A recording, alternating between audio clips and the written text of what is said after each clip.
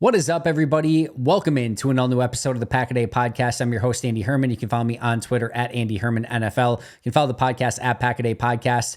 I usually start off by telling you to subscribe, become a new member, all those sort of things. Today, I want to flip it and reverse it and just take a moment to thank you. Thank you for checking out the channel. Thank you for making this part of your daily routine. Thank you for making the Pack-A-Day Podcast what it is.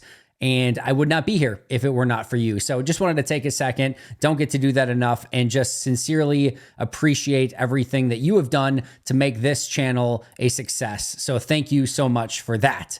Today, we've got a lot to cover. Specifically, we're going to cover the Packers' newest quarterback. That's always a fun thing to go over. We're going to break down Michael Pratt and give you all the good, the bad, the ugly, the in-between, and all of that developmental potential that he possesses. Before we get there, a couple pieces of news and notes from Monday. First of all, a slightly unfortunate piece of news. Undrafted free agent rookie offensive lineman Trante Jones from the University of Michigan was placed on the reserve retired list.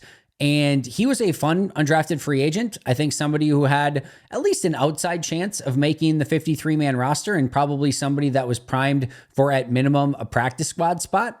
And instead, it sounds like he retired from football. Now, by all means, he has every right to do so, and that's the most important thing of this. So I hope he's doing well, and I hope that that was the decision that he wanted to make, and all of that stuff is, like I said, far more important, but somewhat disappointing. That was, like I said, one of the undrafted free agents that definitely piqued my interest a little bit, but for now, he'll be replaced on the reserve retired list. Maybe he just needs some time to think things out, or maybe he's ultimately made his decision. Whatever works out best for him is great, but he is no longer on the active roster for the Packers. That does open up an active roster spot for them at this time. My assumption is that probably will not take long for them to fill that spot, but for now, they do have one roster spot available. Meanwhile, we had a couple big contracts that took place on Monday. The first was Antoine Winfield, who I would have assumed probably would become the highest paid safety in the NFL. I would not have assumed that he would have become the highest paid defensive back in NFL history. But that's what happened, and good for him. He's a really, really good football player. But from a Packers standpoint, this already makes the Xavier McKinney deal look that much better because Winfield went and one-upped it in a pretty significant way. So the McKinney deal looks good for Green Bay, looks better for Green Bay now with the benefit of hindsight of this Antoine Winfield deal. Don't think the Winfield deal was bad by any means. We'll see how it sort of kind of progresses over the next few years to see if it ages poorly or ages well, but it's a lot of money for a safety. It also brings us back to that conversation of Green Bay drafting 3 safeties. We did talk about how there were a lot of cheap safeties in free agency. Heck, Justin Simmons still doesn't have a team. But man, if you hit on one of these safeties and they become a big-time player like Antoine Winfield did, yeah, you're getting some really good premium quality play at a position that is now one of the highest paid defensive back positions in the NFL, with Antoine Winfield becoming that at the safety position. Meanwhile, in the division, Jared Goff gets paid a ton. And we don't need to break down the full contract here or anything like that. Just noteworthy that, number one, Detroit made that investment in Jared Goff, and you knew they were going to get to some sort of agreement. I think a lot of people, and I heard the Athletic Football Show talking about this, I think a week and a half ago, of like expecting this to maybe be more in that Kirk Cousins type territory for Jared Goff. No. He got paid like an elite quarterback in the NFL. First and foremost, good for Jared Goff. He deserves it. That career trajectory from going number 1 pick, going to the Rams, helping them get to a Super Bowl, and then getting shipped away to what looked like the druthers of Detroit. And then Jared Goff has really helped revitalize that offense. And clearly he's had some help along the way. Amon-Ra St. Brown, Ben Johnson as offensive coordinator, Penei Sewell. There's a variety of things in play here that have helped Jared Goff. But Jared Goff, make no mistake, has been a really big piece of that as well. So he gets a massive contract from a Green Bay standpoint. One, the division adds Jared Goff for the foreseeable future, and now basically has their 4 quarterbacks intact for at least, I would say, the next few seasons, if not more. We'll have to see what happens with J.J. McCarthy and how he develops. Caleb Williams is going to get every opportunity in the world to be the guy for a long time and probably is just going to be that guy.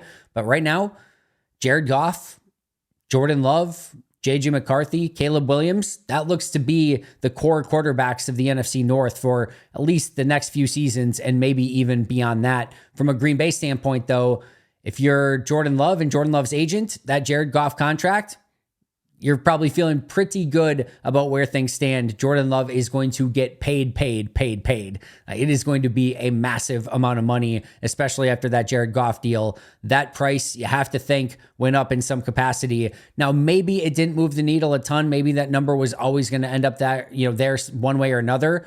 But if you're Jordan Love and his agent, you're feeling better about things. If you're Russ Ball, you're maybe not getting as much easy sleep until that deal gets done. That is a massive deal for Jared Goff, and now Green Bay is going to have to penny up and pony up for the one and only Jordan Love, which, by the way, just quick aside here, that is a privilege that you get to pay a quarterback that much money, meaning I don't mean to say this from a socioeconomic standpoint or anything like that. I'm saying in the NFL, the goal is to draft and develop a quarterback so that you can give them that big contract, so that you do have that guy for, on the books for the next 5-6 years, whatever it ends up being. So I know that people are already freaking out about, oh, now Green Bay is going to be in salary cap purgatory. No, they will be fine. They've got a very young roster. They will find ways to maneuver around that contract. I'm not concerned about it. Jordan Love is going to get paid. That's best for Jordan Love. That's also best for the Green Bay Packers. It's a good thing that they get the benefit of giving him that deal. If you were on the open market, teams would be tripping over themselves to give Jordan Love that contract on the open market, and probably more if we're being honest. All right, that brings us to another quarterback that will not be getting a $55 million a year contract. He'll be getting a almost bottom tier NFL draft salary as being one of the last players selected in the 2024 NFL draft. And that is Michael Pratt, a 6'2", 217-pound quarterback out of Tulane. He is a fourth-year senior. We've talked about a lot of these players recently of being fifth-year seniors, sixth-year seniors. That's not the case for Michael Pratt. He's a fourth-year senior, and he is still only 22 years old. He turns 23 in September. But here's the thing that you really like about Pratt, right before we even get to the measurables, the statistics, the strengths or weaknesses. He's 22, turns 23 in September, didn't start playing football until high school. This is not your 25-year-old overage quarterback, like Bo Nix even in the first round, who I think turns 25 this year, or at least he's in that realm. And, I think, obviously the Falcons quarterback, Penix too, I think 24 this year. He's going to turn 23. Not only is he still, again, in that youngish range, being 22 right now, but with not having that full experience until, he got to high school and started playing, high school football at that point, and then going into college, you have a lot of developmental potential here still for Michael Pratt. He's still young enough. He's still inexperienced enough. There is still a lot for him to learn and a lot for him to experience at the quarterback position. So when you're taking somebody in the late 7th round that could potentially have some developmental qualities, starting out at 22 years old and not having a ton of football experience relative to a lot of other players in the class, that's a decent place to start. And I think, overall, that's something to be excited about as Pratt still works his way through becoming a pro-style quarterback, and Green Bay will get the opportunity to mentor him and build him through their system. 30 3/4 inches arms, and then 9 1/4 inch hands, which are smaller hands for a NFL quarterback. What that can affect is spin rate, gripping the ball, or even just if you get hit, your ability to hold on to the ball. Cold weather, rainy weather, windy weather, all those things can be affected by having small hands and not being able to maybe spin the ball just quite as well. So it's worth noting. Is it going to affect him, to the point where he couldn't become an NFL starter or something like that? No, but it's just a noteworthy thing nonetheless. All right, statistically, 2020, he was 140 of 254, 55.1% completion percentage, 1,806 yards, 20 touchdowns, 8 picks. Also had 229 yards rushing and 8 touchdowns. In 2021, 189 of 328, 57.6% completion percentage, 2,381 yards, 21 touchdowns, 8 picks. Also had 152 yards rushing and 5 touchdowns. In 2022, had a 63.6% completion percentage, 3,010 yards, 27 touchdowns, only 5 interceptions, had 478 yards rushing, and another 10 touchdowns. So really impressive 2022 season. Then in 2023, 185 of 283, 65.4% completion percentage, 2,406 yards, 22 touchdowns, only 5 interceptions again, had 286 yards rushing and 5 more touchdowns. In his career, 729 completions on 1,203 attempts, 60.6% completion percentage, 9,603 yards, 90 touchdowns, 26 picks, 447 carries for 1,145 yards, and 28 rushing touchdowns. The thing that I really like to see here statistically, 2020, 55.1% completion percentage, followed by 57.6, 63.6, and then 65.4. Got more accurate as a passer every year that he played at Tulane. All right, athletically, an 8.27 relative athletic score, but did not do the bench press and did not do the 40-yard dash. Tested 56th percentile in height, 52nd percentile in weight, 95th percentile in the vertical jump, 72nd percentile in the broad jump, 83rd percentile in the short shuttle, and 55th percentile in the three cone. So still tested pretty darn well. I don't know what that 40 would have been. I don't know what he would have bench pressed or whatever, but overall, still some really good numbers and nothing below average on the stuff that he did test for from a relative athletic score standpoint. All right. PFF grades. 2020 had a 73.5 grade on 686 snaps. In 2021 had a 56.2 grade on 707 snaps. In 2022, an 89.3 grade on 835 snaps. And in 2023, a 78.3 grade on 706 snaps. All right, let's get to those positives. And I want to start with a really, really fun one that I don't think has been talked about enough. And I don't think has really been credited to Michael Pratt for just the type of really, really big and impressive strength and positive that this is. And that's his clutch ability. Let me walk you through some of these. This is not his full his full college football career. These are just the ones that stood out to me as I was watching the tape. First one, and these are not in chronological order, but first one, UAB this past season, 4th and 9. They're on UAB's 32-yard line. There are 54 seconds left in the game. Now, at this point, Tulane is winning 28-23. So they're up by 5, but it's 4th and 9 with 54 seconds left. And the play call is a deep shot to the end zone, or at least has the opportunity to throw the deep shot to the end zone. And Michael Pratt gets the ball, drops back, throws a beautiful, beautiful arcing ball to the back of the end zone where only his receiver could get it. Touchdown, game, set, match, huge throw. Now, maybe they win that game. They're up by 5 with, let's say, the throw takes 9 seconds, 45 seconds left. But UAB would take over on their own 32 and would have at least an opportunity to go down and win that game. But Pratt just ended it right there with a beautiful touchdown pass to seal the game, and Tulane gets the win. North Texas this season, 3rd and 12 on the North Texas 19-yard line. The game is tied 28-28 with 2:41 left in the game. So a 3rd and 12, 28-28, 2:41 left in the game on the 19-yard line of North Texas. These are really tough conversions, and you're probably looking at maybe picking up some yards, but probably having to settle for a field goal, and North Texas having the ability to go down and maybe win the game with a touchdown or tie with a field goal. Instead, what does he do? He bounces around, he buys time, doesn't see anything, scrambles, gets upfield, 19-yard game-winning touchdown run for Michael Pratt. Beautiful play, and like I said, another game winner. East Carolina this year, 3rd and 9 on the Tulane 46-yard line. They're up 13-10, 6:34 left in the game. First of all, he hits a 17-yard completion for a first down to keep the drive going. And this was part of a 14-play, and that was on a 3rd down, by the way. It was a 3rd and 9, hits a 17-yard completion to keep the drive going. But that was part of a 14-play, 49-yard drive that took up 7 minutes and 17 seconds to seal the game. But again, 6:34 left in the game, only up by 3, Tulane 46-yard line, 3rd and 9, hits that 17-yard completion to extend it and eventually just be able to completely, bleed out the clock, taking 7:17 off of it. All right, the Tulsa game, 3rd and 9. They're on their own 26-yard line. They're up by 2, 2:44 left in the game. Huge 3rd and 9. What does he do? 10-yard completion to pick up the first down and seal the game. Another huge clutch throw to get the win. Kansas State last year, they're tied 10-10. What does he do? And it's late in the 4th quarter. He goes on a 5-play, 52-yard touchdown drive to win the game against Kansas State. Here's how that drive went.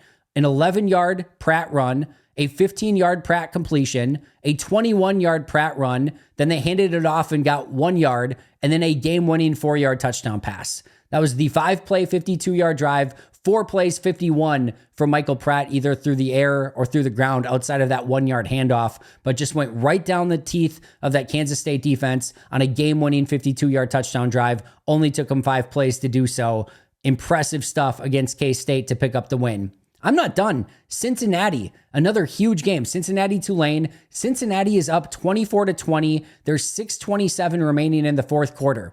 Pratt hits an 8-yard completion. This is the drive. Pratt 8-yard completion. Tajay Spears had a 4-yard run. Then Pratt came back with a 33-yard completion and then a game-winning 30-yard touchdown pass. 27-24 Tulane. They take the lead. They win the game. Huge drive in, again, another game winner for Michael Pratt. And then how about that USC bowl game last year? Now, if you look at the statistics, they ran the ball a ton in that game. Michael Pratt's numbers were mostly, pedestrian. Caleb Williams had a phenomenal game. But here's the situation. They're going against USC in the bowl game. Tulane versus USC. They're down 45-39, down by 6, 3 minutes, 20 seconds left in the game. And Michael Pratt leads them on a 12-play, 66-yard game-winning touchdown drive. Included in that drive, on 4th and 6, he picks up 8 yards with his legs to pick up a first down. 4th and 10, 24-yard completion to pick up a first down. With 18 seconds left, he hits a 24-yard completion to former Packers training camp guy. I don't know if he ever made the practice squad. Deuce Watts, if you remember him from training camp a season ago. But 18 seconds left. It's a 24-yard completion down to the USC 6. So they're at the USC 30 with 18 seconds left. It's a huge 24-yard completion. Then with 9 seconds left, it's a touchdown completion from the 6-yard line to win the game. Just unbelievable game-winning drives. You talk about being clutch.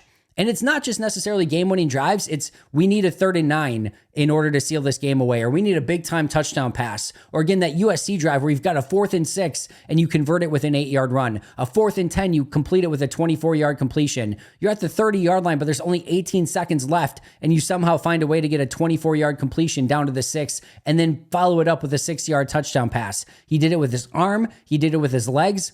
And that clutch ability a lot of times tells you what you really need to know about a quarterback. How are they wired? How badly do they want to win? Can they find ways to pick up those huge first downs or huge touchdowns in the most key moments of maybe not only the game, but against USC it's like the season. Like those are basically like campus changing or program changing wins. When you're Tulane and you get a bowl win against USC, that is huge. That is absolutely huge. And Michael Pratt came up massive on that drive. So that clutch ability definitely stood out in a variety of different ways.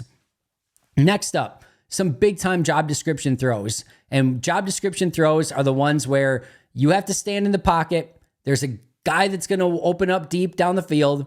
You can deliver that big throw down the field, but you look up and there's a big 320-pound defensive tackle or 230-pound linebacker or an edge rusher that's looking to cram your face in.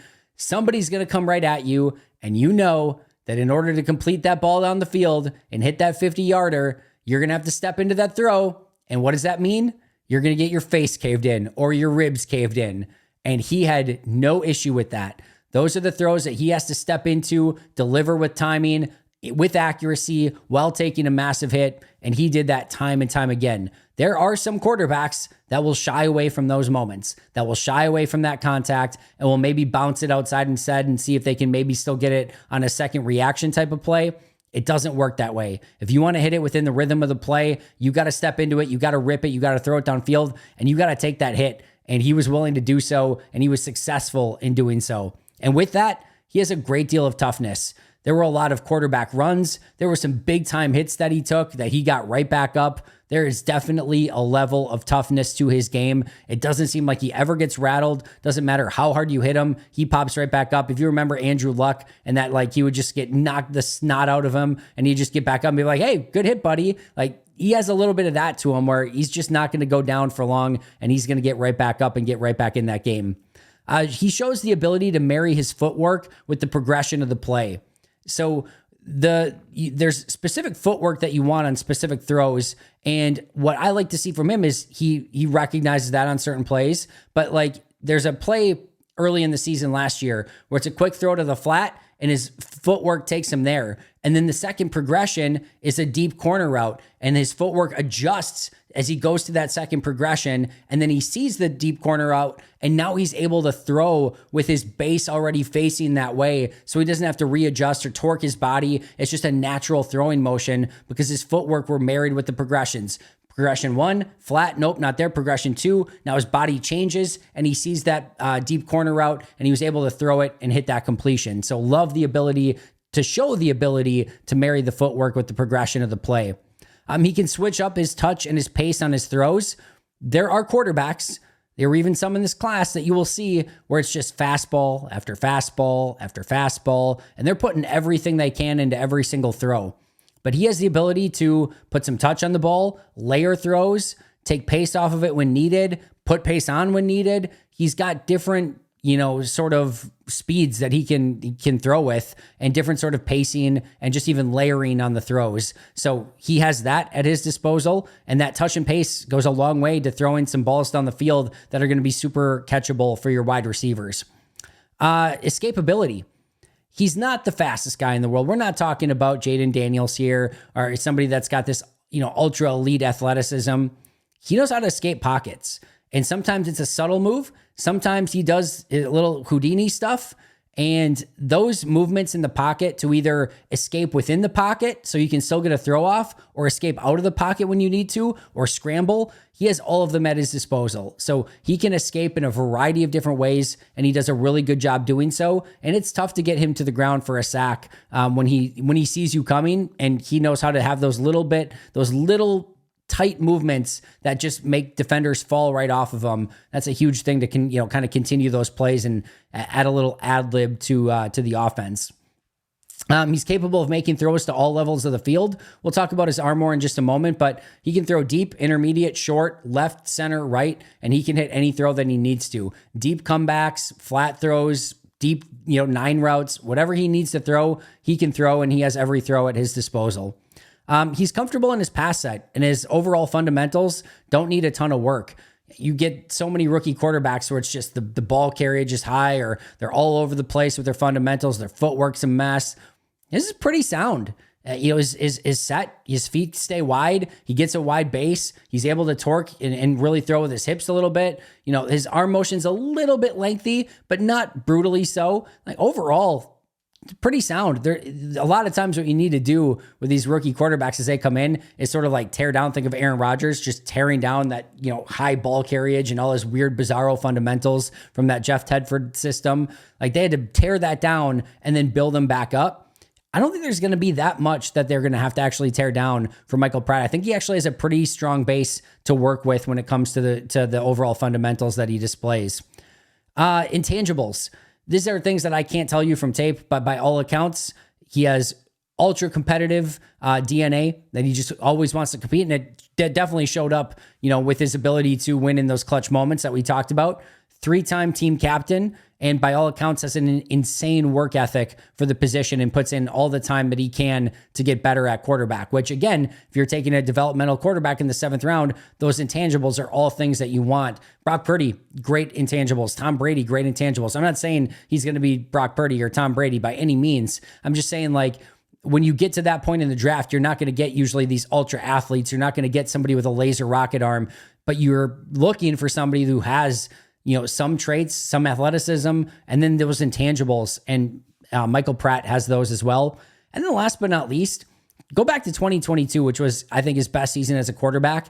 There's 3 pretty impressive wins for Tulane in that season, with big wins over Kansas State, Cincinnati, and USC. He got in big games and he won all of them during that season. So that was impressive to me as well. All right, his negatives. Number 1, he predetermines way too many throws pre-snap. So there are definitely times where you can tell he's looking at a defense.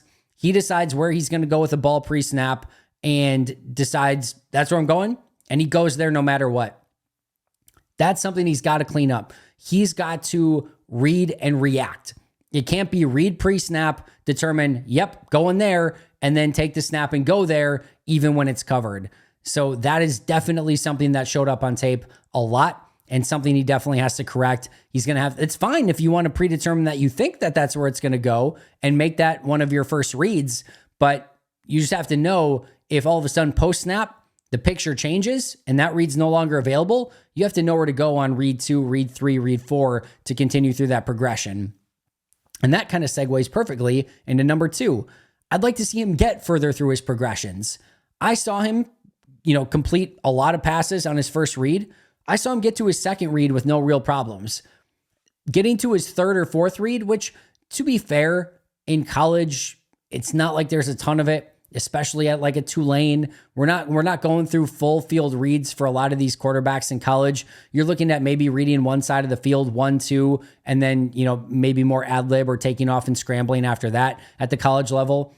But I thought there were plays there where if he would have gotten to that third read or continued on through his progressions, he had the protection, had the time, and would have been able to do so. But a lot of times it was just one read and then out, or one read, maybe get to that second read, but then it was a lot of scrambling after that or just trying to buy time and ad lib. I would have liked to seen him go through those progressions just a little bit more and maybe hit the third guy on his progression when he had the ability to do so.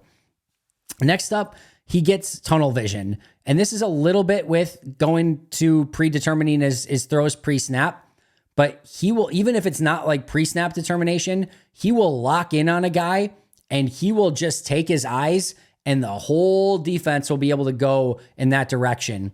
There was one particular drive where he threw 3 straight balls right to defenders because he locked in on his primary receiver. All 3 interceptions should have been clear and easy interceptions. All 3 were somehow dropped, but he threw 3 of them in one drive. And you just see him get locked in. And there are times where he's locked in on this guy and then linebackers are just screaming over inside of those zones and making plays on the ball, and he just never sees him coming. You have to have vision in front of you on a throw.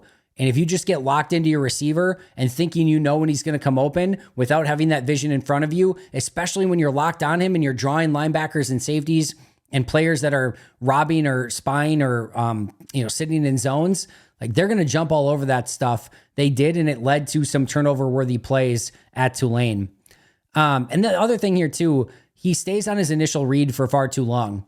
There are a lot of times where instead of going, all right, my first read's not open, I'm going to go to my second or third read. My first read's not open. I'm going to stick with him though. Let's see if he gets open over here. Nope. All right. I'm going to still stick with him. Let's see if he gets open over here. Nope. All right. Let's like all of a sudden you're like, he's way too much time in the pocket going on one read. Like, let's get off that read. Let's get to another one. Let's get to a check down. Let's get to something different. But he goes through and he'll lock on his first guy and he'll just kind of carry him through the entire route, hoping that he opens up at some point. And a lot of times it just doesn't end up happening. Sometimes it does. And sometimes he, throws this crazy, like, well, first window wasn't open, second window wasn't open, third window wasn't open. Somehow I've still got the ball and I've read this receiver the entire time and now he's open on the fourth window. But those things aren't going to fly quite as much in the NFL.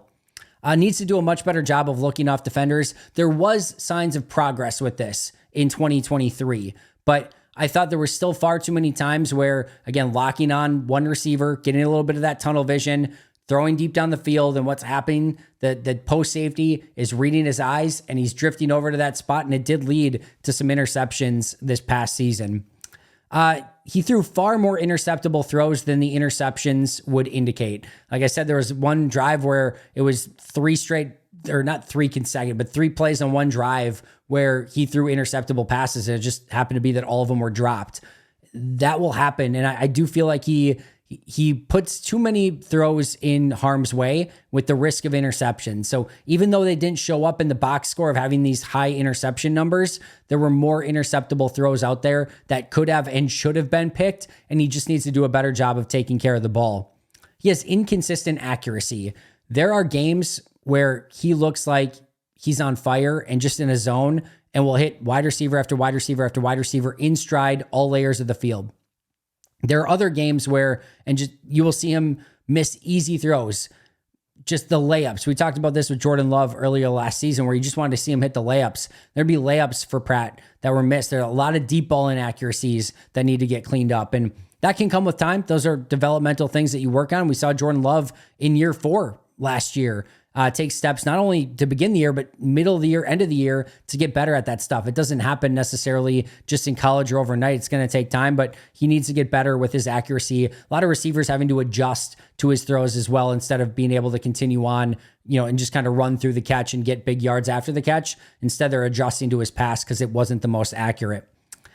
He does not do a great job of feeling pressure at all. He kind of lacks that internal clock. He'll hold the ball and he'll just get huge hits. And some of those lead to fumbles. He's got to find a way to get a better feel for what's going on around him because it almost was like uncanny of him not recognizing some plays where defenders were coming clean. I don't know if offensive linemen were not giving him the signal of get rid of the ball, whatever it might be, but he's got to develop a little bit better feel for that because he took some major hits and put the ball in risk because of those hits with some fumbles as well. So just trying to speed up that clock a little bit and have a better feel for what's going on around him. He has a good, but he does not have a great arm. We're not talking about a howitzer here. We're not talking about some high level, arm talent that can throw unbelievable, just dimes with power on any level of the field. He can get there and he's got a good enough arm. No question about it, but it's definitely not a great arm. We kind of talked about this, but needs to utilize his checkdowns a little bit more. Definitely leaves some plays on the field by dropping his eyes and running rather than keeping his eyes downfield to throw. There are definitely plays on tape where he does do that, keeps his eyes downfield and will hit some throws, but I thought there was still some meat on the bone where he could continue to get better on that. And then last but not least, he lacks any real true elite trait. He doesn't have a huge arm, doesn't have huge athleticism, doesn't necessarily have any one thing. He has the smaller hands, whatever it is. He has a lot of really good traits and traits that I think are worth developing and certainly worth taking a flyer here in the late 7th round. This should have been a quarterback who went much earlier, in my opinion. This is a gift in the late 7th round. So Green Bay will gladly take it, but he doesn't necessarily have any elite thing at his disposal. And usually you need at least one thing that you're elite at. And maybe it just becomes the intangibles, the toughness, who knows? Maybe it does become something, but that's something else. He's got to develop that one thing that he's just going to be ultra great at and then sort of continue to develop the rest of his game from there. But there's not a ton that are huge red flags either, which is a really good sign. And again, another great sort of quarterback to try to develop early in his career in Green Bay. All right, speaking of which, what can he bring to the Packers in 2024? Number 1, competition for Sean Clifford. Number 2, a new developmental quarterback to work with Tom Clements. I talked about this before, but we don't know how much longer Tom Clements is going to be around as a member of the Packers coaching staff. So if you can get another young, talented developmental quarterback in here to get some tutelage under Tom Clements, now's the time. Take advantage of it, and Green Bay did that by picking up Pratt in the 7th round. He has to earn his roster spot first. No guarantee on the 53 when you're a late 7th round pick. Would they keep 3 quarterbacks? Yeah, absolutely. If he's good enough and shows potential and Clifford stays on the path that he's on, the trajectory that he's on, you don't want to subject those guys to waivers. You're going to keep them on the 53. You'll figure out the roster math with the other positions as needed. Call guys up from the practice squad if you need to. But that's the first thing for Pratt is show that you're worthy of getting that 53-man roster spot and then work your way up from there. And maybe try to, like I said, earn that backup spot from Sean Clifford. The order of operations here is make the 53, then try to develop into the true backup quarterback, into a good backup quarterback. And then can you be a top end backup quarterback? And then can you eventually be a starter? And I like this. I think he has the ability to become I'm not talking about a top 15 quarterback in the NFL, but if you told me he was like a starter, even if it was like the 30th best quarterback in the NFL, I'd say, yeah, I think that's within the realm of possibility. And when you're taking that late 7th round, one step at a time, that's a beautiful, beautiful value at that point in the draft. So my final thoughts here, lacks any ideal traits, but it's easy to see what Green Bay likes. He is a great fit in the Matt LaFleur offense. I think he's going to benefit more from being under center in the NFL. In the college game, he was a lot in the shotgun and spread offense. I think Matt LaFleur's offense is actually going to be super beneficial for him.